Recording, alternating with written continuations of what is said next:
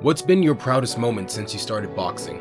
Last year I did a smoker and I went in a little bit nervous with my first fight in front of a crowd in boxing, but I felt like I actually applied all the things that I've been learning, and I remember leaving and just being like, okay, I did what I wanted to do, and I felt really proud of that, because I think it's always really just me against me in there, and can I actually apply the skills that I've learned and the things that focus on, rather than getting all in my head and getting too excited or whatever. Actually, you were kind of talking about this the last time we spoke. That's what I'm trying to think of it as, it's just me versus myself in the ring. Yeah. And listening and calming down and doing the things that I know I can do, You were saying how a lot of it is just a mental game. Can you kind of delve into that? Yeah, it's one thing to know on paper what you have to do, and I drill things all the time, every day. Really, I feel like I know a lot of my weak points, and I know the things I need to do to be better. But sometimes when you get in the ring, all bets are off, and your mind kind of goes blank, or you panic a little bit, or even you get too excited, and then you just can't think anymore, and you start seeing yourself go back to habits that you thought you got rid of.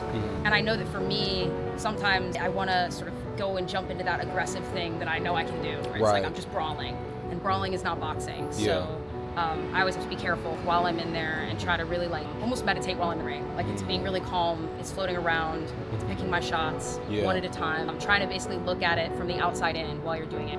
Probably the hardest part of boxing, much harder than getting hit, is sort of that mental calmness that you need to have. If you could describe a way to tap into that mental calmness, how would you embody that to other people?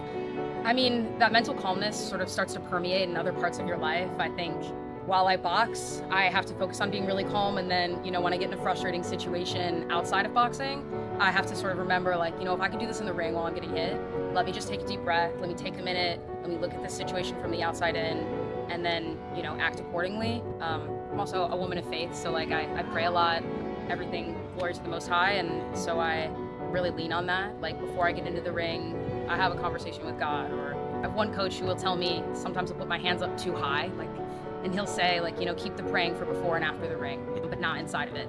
You got to be able to rely on yourself in the ring, but know that, God's got you all around.